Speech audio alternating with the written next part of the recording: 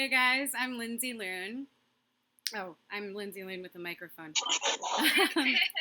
So it's crazy times. I've told so many people to stay safe that it sounds like I'm obsessed with getting people to wear condoms. I'm like a high school health teacher on the verge of a breakdown, just running after the kids with condoms. Take these, this one's flavored. But you gotta stay safe. So I'm Jewish and half hillbilly. I'm a Jew-billy. My father's family is from the mountains of North Carolina, and my mother's family is from 5,780 years of Jewish suffering. But it's fun being a Jew-billy. Shalom, y'all. Just put it in the kitchen. I can hunt squirrels and bargains, too. I've got a bubba and a bubbala. I can do shots of moonshine or manischewitz and get sick on catfish or gefilte fish. And I take my matzo balls wrapped in bacon. Oh, Shonda. I've got Jewish guilt that erodes my soul and hillbilly ingenuity that erodes my credit rating. I'll overwhelm you with hospitality and hypochondria. We've got Jewish doctors that cure disease and hillbillies that cure meat. We've got Jewish accountants that'll do your taxes and hillbillies that'll do your taxidermy. Yes, I have yelled the words, "Hey y'all, watch this!" But I also have very good insurance. And I can never forgive.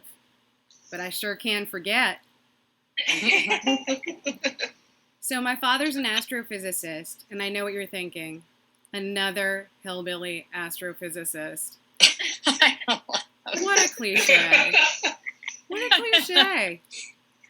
But he's lost his cute southern accent.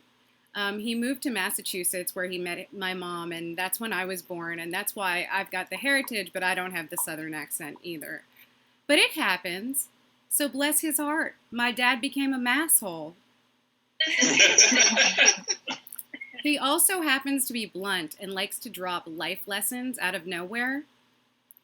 So when I was about 12, we went for this run by a big intersection.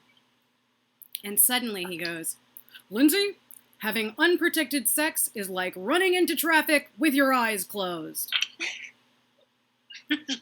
And I was so confused. I was like, is this a sex talk or a traffic safety talk?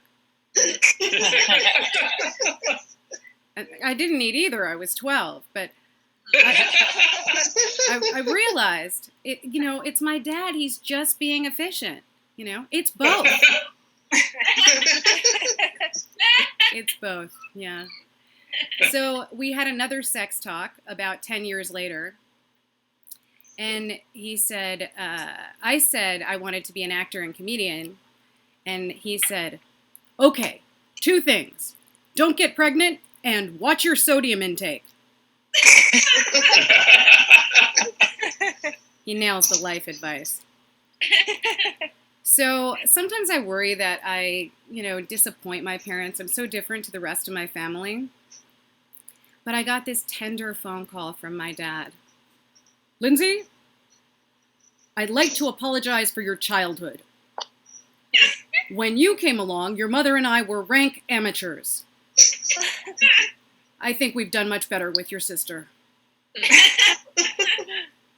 Yeah, everybody thinks they've done much better with my sister. Including a few ex-boyfriends. So I'm dating a guy named Mike, and we've been on and off for 4 years. And it's a mess. 4 years. It's like a bachelor degree. I think I have to go back to school. It's like a bachelor's degree majoring in relationship crazy with a minor in disappointment. But my mom is a big fan of Mike. She doesn't even mind that he's not Jewish, He's my goy boy. And she can't say anything because she has her own goy boy. She married her goy boy. And Mike is more than 5 years younger than me, so technically, he's my goy boy toy. But my mom's a toughie. She's not neurotic Jewish. She's Mossad Jewish.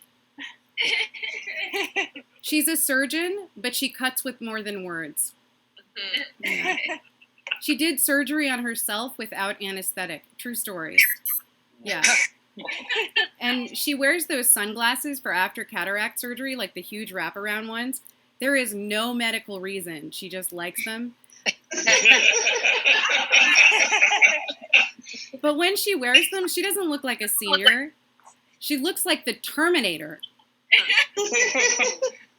Arnold Schwarzenegger is her spirit animal. And that's actually all the jokes that I have about my mom. She wants more. She's upset that she doesn't have more. And I'm upset. and I'm upset because she's scary.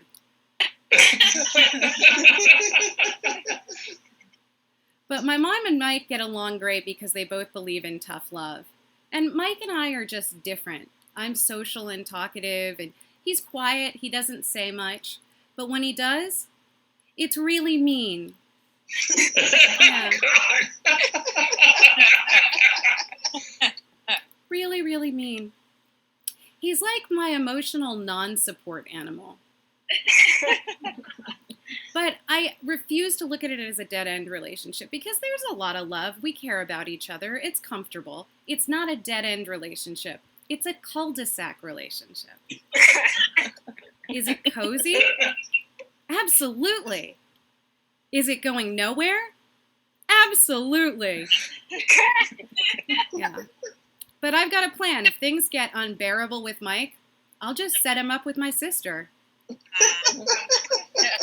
We are half hillbilly, so it's all in the family. I do value Mike's honesty, though. I hate insincerity, and there's so many things that annoy me. There's this one phrase that I'm sure you've heard that drives me crazy. Nice to meet you. Is it? You just met. You have no way of knowing that. I mean, it's hopeful at best.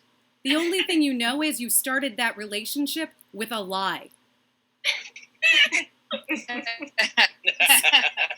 So I think we should do what the Japanese do. I grew up partly in Japan, and in Japan you say hajimemashite. It's beginning. It's on, you know? And it's so handy because you can use it on an internet date or to launch Pearl Harbor. It's on. Hajimemashite. Surprise. Very versatile. So I want to leave you guys with a little music, or at least my thoughts on music, because I think that hillbilly and Jewish culture are more similar than people think. There's kind of like a common soul that overlaps, and you can hear it in the music because it's all happy, sad music. You got klezmer and blues, and it's happy when it's sad, and sad when it's happy. Klezmer's all have a tequila, have 10 tequila, have more tequila, oh my God. And that's the party song. And blues is just depression with sex appeal. I lost my job, can't pay my rent. Oy vey, feeling verklempt. Stay safe and lovable, y'all. Hajime mashite. I'm Lindsey Loon. Yeah, Lindsey.